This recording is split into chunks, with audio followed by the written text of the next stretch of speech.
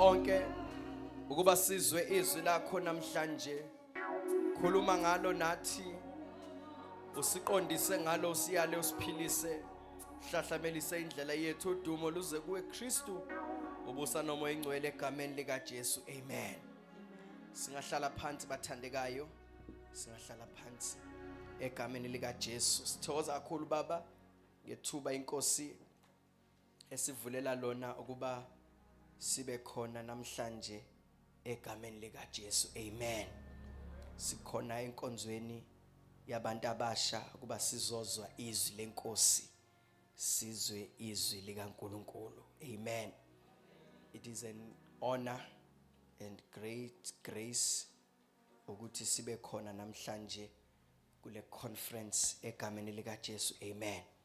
Ngifisa singene ezwini likaNkulunkulu kafishane imizuzu nje ibe 15 bese siyahlukana egameni lika Jesu. Ngifisa ukunikeza intshumayelo yami namhlanje isihloko esithi don't underestimate me, I have a big God. Noma mhlamba ngibe ngesizulu lethi ungangibukeli phansi, nginoNkulunkulu omkhulu. Sisenkonzweni yabantu abasha bathandekayo. Amen. Izwe ke esiphila kulo izwe elimnandi elezinto zonke ezenziwayo ezijabulisayo, liphinde libe nezinto zonke futhi ezidiscourageayo, but you have made a right decision ngokuthi uze lapha ube khona namhlanje. Amen. Asifunde izwi lenkosi, ngizocosha nje izwi lenkosi indawana ezimbalo kuyothi la ngifika la kufudumala khona bese ngakha lapho. Malibonga igama lika Jesu. So ngicosha bese la kufudumala la ngizwa khona ayingathi kuthi cababa bese ngakha lapho ke. Malibonga igama lika Jesu. La nje ngizwa khona nami ukuthi umoya wami uyajabula, ila ngizohlala khona. Malibonga igama lenkosi. Ngihlonipha abefundisi bonke abakhona, mfowethu uKabinde, ngiyakubingelela ngegama lika Jesu. Ngiyakubingelela nawe Batha, uNkulunkulu akubusise. Sengisho ukuthi nawe uyoza ukuthi uyabona isithunywa sami sesifikile. Amen. Asifunde ke izwi lenkosi 1 Samuel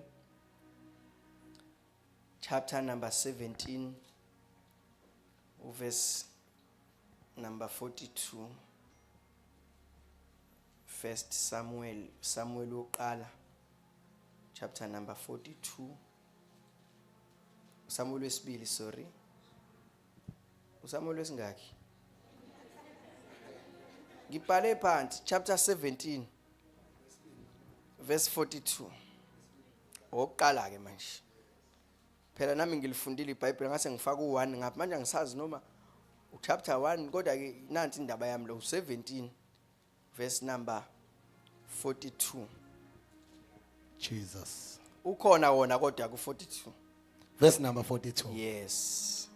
Umfilisti esabuka wambona uDavide. Umfilisti esabuka wambona uDavide. Wameyisa. Ngoba wayengumfana nje. Ebomvana. Ebukeka emuhle. Cela sibambe lo line uthi umfilisti esambuka wambona uDavide wameyisa ngokuba wayengumfana nje, ebomvana, ebukeka emuhle. Isihloko sami sithi don't underestimate me, I have a big God.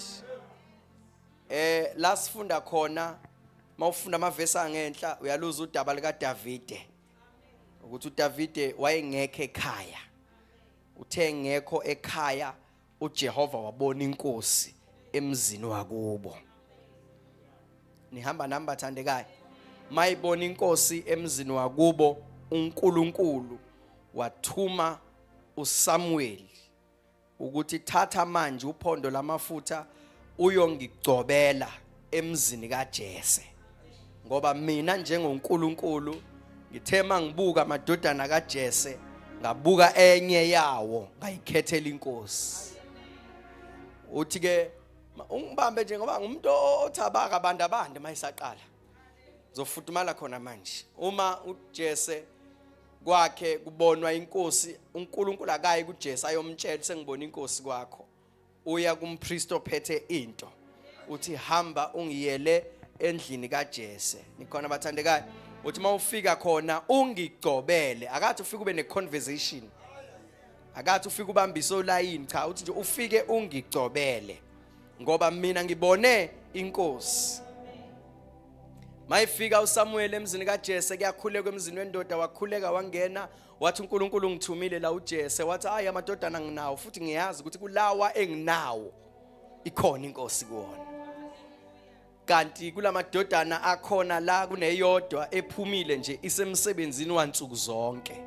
Likhona ibandla likaNkulunkulu.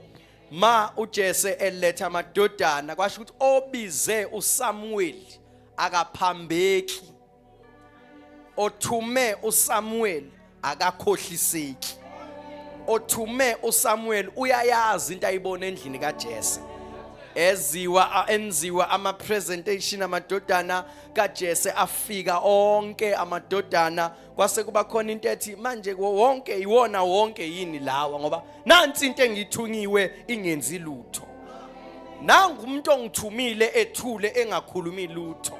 Lithi izwi lenkosi washo uJesu athi ukhona umfana usezimvini kwathiwa kalani, wathi mayesondela mayengena uDavide othume uSamuel wakhuluma wathi uye lo ngicobele yena.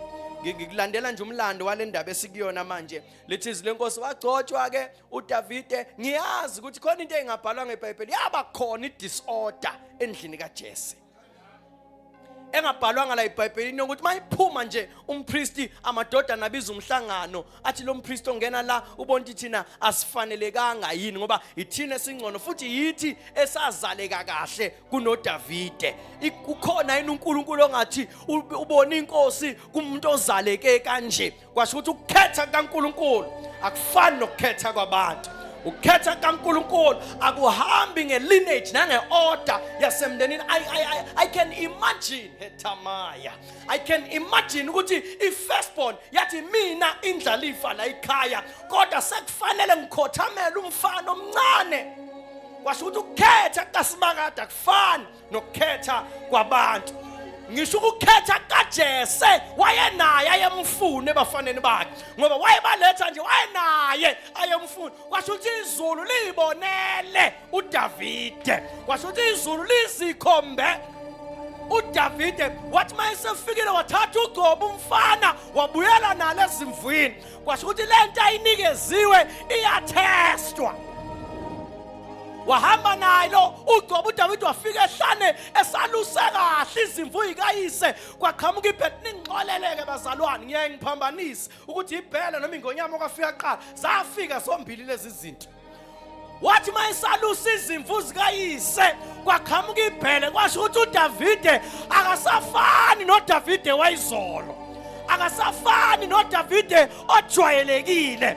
Lithi iBhayibheli lathi ibhele libamba izinyane. Kwasho ukuthi uDavide ekhanda lakhe khona into ekhona enamandla yamenza wasizwe namandla. uDavide wabamba ibhele wathatha izinyane lemvu walikhipha, wathatha ibhele walidwengula. Yini emenza uDavide adwengule? Ingoba ngibizwe emhlanganweni ekhaya kwakhona into ebekwe ekhanda lami. Mayibekwe ekhanda yanginikeza amandla okumelana nezinto. Wathi uDavide lalela la bhele, don't underestimate me ngoba nakho ngimncanyana, I have a big God. Kukhona into esekhanda lami. Walibamba ibhele walidwengula. Ngizomemeza namhlanje ngithi ebusheni bethu asifani nabantu. Ebusheni bethu singafunda nabo, silingane nabo, sihlale nabeRes, sisebenze nabo. Kodwa phezu kwamakhanda ethu kukhona uGobo. Phezu kwamakhanda ethu kukhona uGobo. Uthi angisho ngithi asifani nabo noma singahlala nabo eKhaphasai wenesimai. Yabona uDavide wakhumbula ukuthi hayi lento eyayisekhanda likaDavide iyona eyayiletha izimpi ukuzinqoba izimpi. That reason why ngisho njalo chawe ingoba awukho umlando othi kwake kwaqhamuka noMikate engakagcotshwa.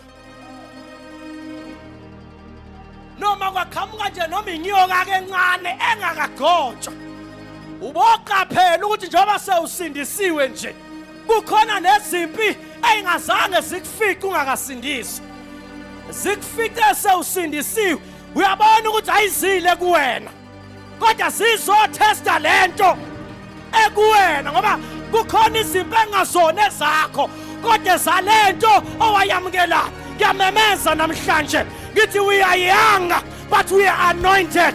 Devil, don't underestimate us ngoba usibona sibancanyane usibona sibomvana usibona singabafanyana kukhona omdala phezu kwamakhanda ethu sihamba nogobo olunamandla hala masinga la masapatala yabona David waqala wa-experience izinto angazazi ngoba ugobo lunezinto oluyidonsayo oluzoziprove ukuthi lukhona sengiyongena lapha njengolungusuku olulandelayo kwaqhamuka ingonyama wathi ibhele underestimated me yesterday nawe ngonyama ngizokwenza njalo lithi iBhayibheli yafika ingonyama nalo ibhubesi labamba izinyana kwasho ukuthi uDavide lolo gobo lipheli lolo gobo layizolo kuseyilona namhlanje yathi ingonyama ibamba izinyane waphinda kwenza izolo wathatha isandla sakhe wasifaka emlonyeni wengonyama wakhipha izinyane walibeka eceleni wasethatha ingonyama wayivula umlomo wayidwengwenzani mawuyidwengula uthi you have underestimated me because I am young ngizokhombisa ke wengonyama ukuthi angihambi ngedwa ngihamba noNkulunkulu onamandla kunento esekhanda lami ngoba sengathi kuyaphela mayifike ekhaya uDavid akaxoxi nayinto enginotisayo mayifike ekhaya bayibona umfana nje ophuma phandle le la kuluswa khona inkomo nezimbuzi nezikapu futhi kusaphelele konke kanti abazi ukuthi ogcotshiwe ulwe izimpi ehlane wayinqoba ufika la akaxoxi sekuthi ngelinye ilanga nje vele kuleli dolobha noma kule ndawo kuyaziwa ukuthi vele kunempe khona yamaFilisti noIsrael sekukhona umuntu nje onikwa igama kwathi uyisikhondla khondla angiqede kushumayela yaba kwakhona into onikwa igama kwathiwa uyisikhondla khondla kwathiwa yena sebaqedile abantu kanti phansi lezansi kunomfana ocakasha amatshe wathatha amatshe awu5 wafaka esikhwameni njengenhlala yenza njengomalusi wathi mayedlula ngasekhaya kwathiwa ngena obhuti bakho balapha entabeni siyasola sebelambile hey mungangizwanga manje ngokusangizwa wathi baba ngiyasola sebelambile ngicela ngoba wena usezimvini akuyiye kancane izimvu ake uye lapha entabeni bahambisele isinkwa kanti akazi ukuthi uIsrael seyonqoba ngoba sekuyonyuka umuntu ongafani nabanyukile obhuti bakhe bakhona lempini sekufa amadoda kwafa besifazane bebulawa isiqhwaga esisodwa wathunywa isinkwa wayehambisa isinkwa mayifika phezulu wafika wabuza wathi ngoba ngiyingane uthe sabuza nje ubhuti wakhe wam-underestimate yazi kuba niyalifunda iBhayibheli ngabe usungizwile wathi ubhuti wakhe yini inkinga yakho wena uyaphapha lolu daba lihlangene nawe uDavid wakhumbula ukuthi konke kuye angenayo ubhuti wakhe konke kuye bonke labantu abala abangenayo wathi ngicela ukubuza umbuzo ubewodwa nje anganikwani umuntu yini nje azoyithola umuntu oyobulala lesi siqhwaga akuyena uDavid obuzayo ozalwa uJese uDavid ogotshiwe obuza umbuzo akuyena uDavid olahliwe obuza umbuzo kodwa uDavid ogotshiwe because when you are anointed ayikho into ongeke ubhekane nayo wathi anganikwani umuntu ongabulala lo mfilisti mana kusho umfana who has been already underestimated by his own brother wathi uyapapa wena wathi David no ufuna ukwazi anganikwani bamphendula wathi David okay ngiyakuya thathani isinkwa nina nibe nidla nini mina ngibe ngiyolwa lapha ngoba lento ekimi ayikwazi ukuhlala nabantu ababoshiwe bangakhululwa ayikwazi ukuhlala nabantu abacindezelwe bangakhululwa, ayikwazi ukuhlala nabantu abahlukunyezwayo bangakhululwa. Wasondela uDavide, wathi mayisondela leli verse abesilifunda lithi isiqhwaga sambuka underestimate. Sabona umfanyana omncane, kamsa ngiyaqeda ukushumayela. Sabona umfanyana omncane, kanti kumfana omncane khona into enkulu evalelwe kuyena. Wathi mayisondela uDavide, wasondela uGoliath. Mayisondela uDavide wasondela noGoliath. Wase uGoliath eyadelela. Funda chawo. Mfuna leli verse lami nje. Verse 42. Filisti wenza njani? Umfilisti esabuka. Umfilisti yabona kanibhenga kimi. Umfilisti esabuka ukuthi kodwa lona sengibulale mina amadoda emizi. Sengibulale mina amasosha atrainiwe. Aya ogwadule ayehlane yo train. Kuyini ke lokhu? Wambona uDavide. Wambona uDavide esondela. Wameyisa. Wase eyamdelela. Ngokuba wayengumfana nje. Ngoba wayengumfana nje. Ebomvana njengathi uchawe. Ebukeka njengathi uchawe emuhle. Mayesondela uDavide usondela umfilisti ubona umfana omncane. uDavide uzibona engogcotshiwe. Mayesondela uDavide kumfilisti, umfilisti engqondweni yakhe wazi ukuthi uzoqeda ngalomuntu lo. Izwa amazi umfilisti umbiza ngentothoviyana ngento engelutho, azomshaya ambulale amphosele inyoni zezulu. Kanti kuzokwenzeka ivice versa.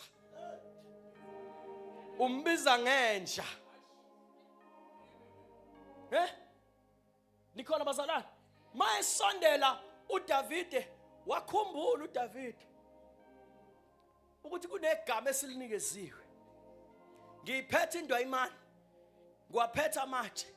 Wathatha ijwa lifaka indwayimani, wasondela wambona eza nomkhonto nenkemba nencula nakho konke okwangamlimaza uDavide. Okay. Mayesondele phethe lezi zinto. uDavide wabona ngiphethe indwayimani ngeke ngisize kodwa khona into engangisiza. Wathi mayisondela kuye wasekhuluma uDavide, mind you akamphendulanga ngoba wena into ekwenza iziphi zikunqoba uphendula yonke into. Yonke into emelele nawe ufuna nawe ukumelana nayo ngamandla akho. Kanti sekufanele uthule wena bese uJehova yakulwela. Uma esondela uDavide uthi wena uza kimi ngomkhonto nangencula nangenkemba. Uthi kodwa mina ngiphethe indwayimane yebo. Kodwa angizi ngendwayimane. Ngiza kuwe ngegama lika Jehova. uNkulunkulu walempi oyidelelayo. Wasukuma uNkulunkulu ezulwini wathi akekho obiza mina maqeda ahluleke. Akekho obiza igama lami maqeda ahluleke. Akekho obiza igama lami maqeda abulawe isitha. Wathi ngiza kuwe ngekemba, wasukuma uNkulunkulu ezulwini wathinta ingelosi ezimpilo ezintathu wathi konakele emhlabeni noma ngabe intoni eyokwenzeka khona asisenzele uDavide kodwa sesenzele igama lami ngoba ngimgobile ngamenza waba inkosi. Nangu ethi kuGoliath uza ngegama lami, igama lami lingumbhoshongo namandla. Athi bonke abalungile bagijimela kulo bayalondeka. uDavide mebiza igama lika Jehova uyaqasha uthi akusi mina. Wayidonsa indwayimane wasekhuluma amazwi wathi ikhanda lakho, wathi lenkemba ngizokunquma ngayo, ikhanda lakho lidliwe inyoni zezulu. Washo ukuthi uDavide ugcotshiwe, uyayethemba lento yokuthi uNkulunkulu naye.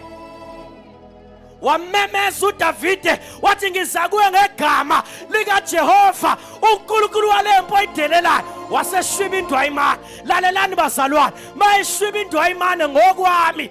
Pastor Dilas chapter number 1 verse number 5. Libhale phansi lelo verse.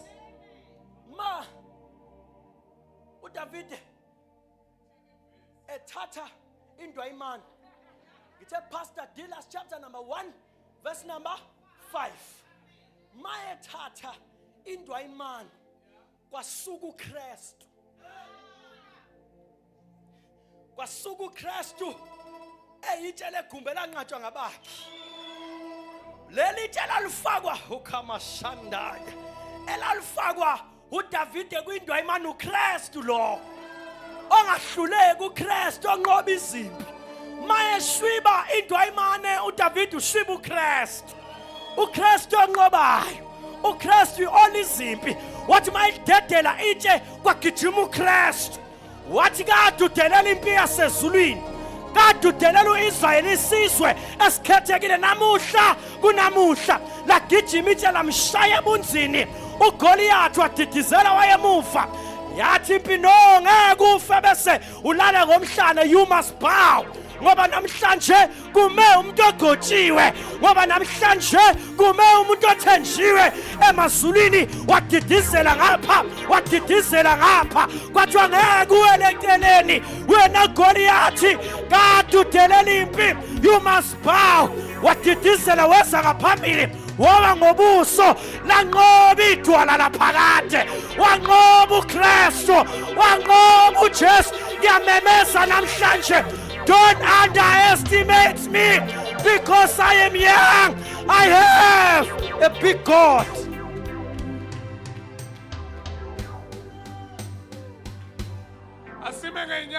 Don't underestimate me because I have a big God.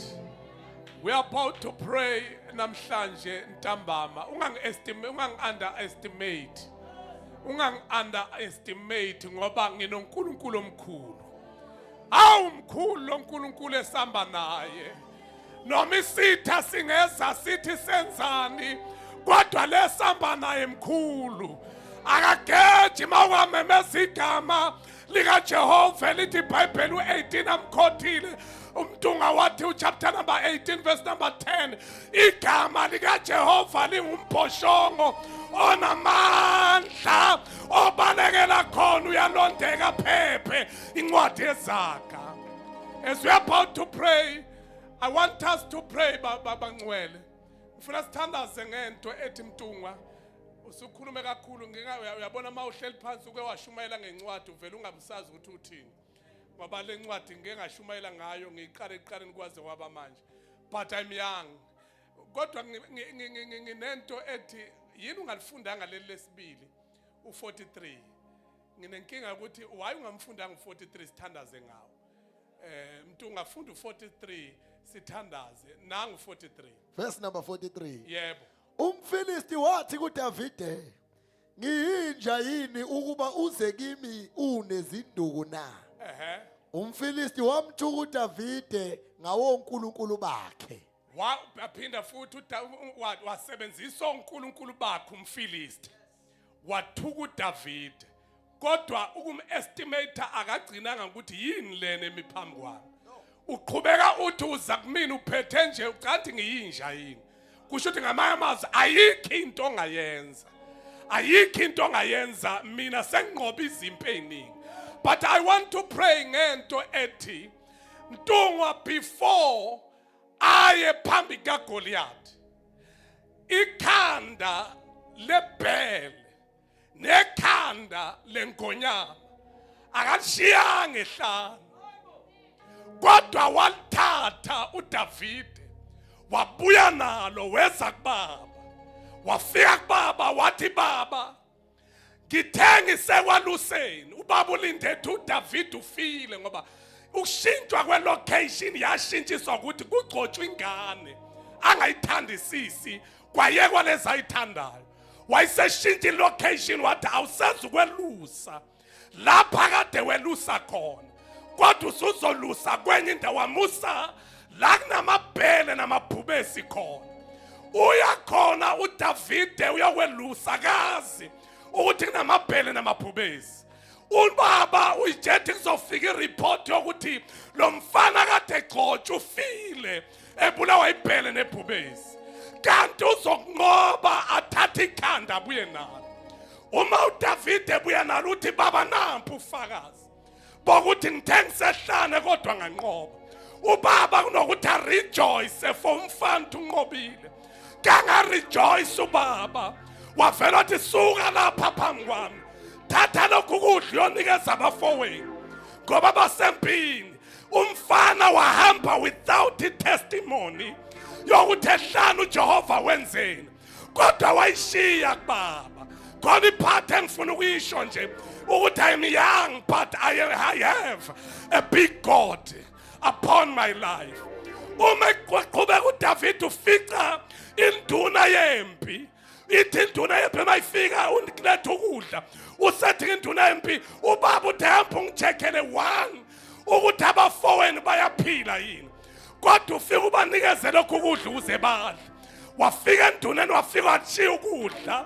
Uma eqeda ukushiya ukudla uDavid wayisethi okwesibili abafethu babo kodwa abasempini. Ufuna ukuyothandaza umuntu ungiseqedile kodwa abasempini. Uma esuka uDavid uthi ngeke ngihambe ngoba okwesibili ubaba uthenga ngoba check ukuthi bahleli kahle yiyo.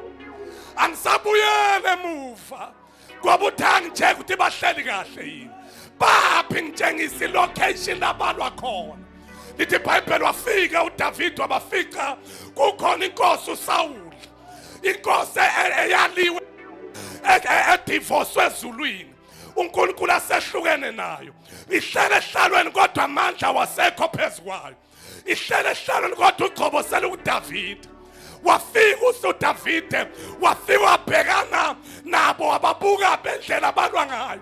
iBhayibheli mntunga lithi babelwa behlehla babengali beqondana nempi including noSaul.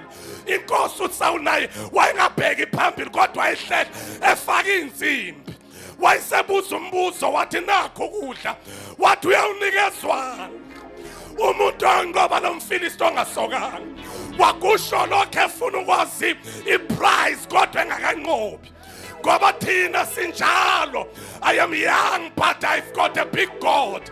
Ngibhekana nezinto bese ngifuna iprice ngingakabhekani nesimo. Kwathiwa uyawunikezwa indodakazi yenkosi uSawuli ngoba unkosikazi wakho. Wathi thank you ngiyabonga.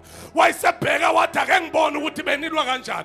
Wathi mayithe babheka wayesethi mina lo mfilisti ngamnqoba. Abafowabo bathi hamba wena hamba ekhaya. Ayikho lento lena uqanti kuyadlalwa la. Akudlalwa lapho uDavid wathi hayi angidlali nami. Ngibuza ukuthi uyawunikezwana. Wayeseqondana naye babake nansi. Kwathiwa kuye mfana wami kusho uSawuli. What if ever you want to fight and win this battle? You have to ukuthi ube strong now. Qoka nanti ijazi lensimbi. Waqoka uDavid wahamba kabili kathathu. Wayizwa lento isinda. Wayesaid wait a minute. Senga understand ukuthi why nginifice nilwa kodwa nihlehla. Into enenze ukuthi nginifice nilwa kodwa nihlehla ukuthi nibhekane nempi niqoka izinto ezisindayo. Lithi iBhayibheli uDavid wayigumula lento. Wathi mina ngifuna ukusindwa into zenu. Ngifuna ukulwa nezinto engizakwathiwa mfana wami yazi nomuntu wanqobani. Bambalela izimpo ayesethi oh unofakazi nami ngicela ukuba nofakazi. Ngithenga isehlane kwaqhamuka iphele. Lifuna ukukada ngezimfu nemfuyo kababa. Ngalibamba ngadwengula ngahlenga izinyana. Uthi waphinda waqhamuka ibhubesi ngalibamba ngadwengula ngahlenga izinyana. Bese uDavid lokho kusekhaya. Ikhanda lebhele lisekhaya. Ikhanda lebhubesi lisekhaya. Nami nginofakazi njengalomfilisti. Njengoba nofakazi kodwa wanqoba izimpi engakanani. Nami ehlane khonto engayinqobayo. Wayesethi uDavid wait a minute. Ngicela ukubhekana naye. Wabhekana naye. Uma ebhekana naye uthi ke lobu ufakazi enginabo unofakazi nami nginofakazi. Kuthi angithi ke you are young but you've got a big God. Make sure ukuthi ebuncaneni bakho kodwa isizulu. Njalo seduze uthi ebuncaneni bakho. Njalo ebuncaneni bakho. Thola ufakazi ngalosimakade. Ungahambi ungenayo testimony. You are young but have a testimony. So that noma sewumdala uyokhulumisa wakho uDavid athi uthe noma kuthiwa ngane kodwa athi noNkulunkulu omkhulu. Uma sehamba wathi sengimdala akaze ngimbone kaJehova enqotshiwe. Ngoba I've got many testimonies. Siningi izinto uNkulunkulu angenzele zona. Sengathi ungatshela seduze uthi don't die, don't become older. Kodwa ungana testimony nalo simakade. I am young, but I've got a big God. Asithandaze. Amvumeli isithu Satan ukuthi ungabuqoqi lobufakazi. There is a song ethi sengimdala ithi kundlulile kongoku okuhle kwami uminami engumtho ongosisi sengimdala kundlulile kongoku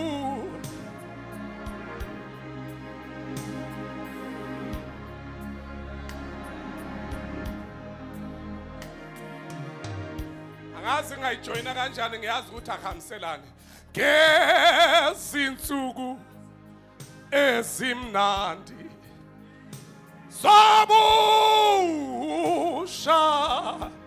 hlabelela ngimfumene olikuke elikhulu unguJesu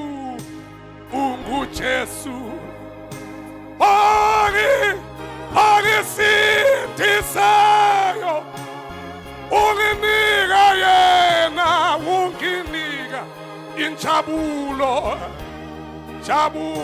Yesu Phamsi izandla zethu ngezinsuku ezimnandi yebo sobusha ngimfumene walikuke elikhulu unguJesu yebo angisidisayo unginika jabulo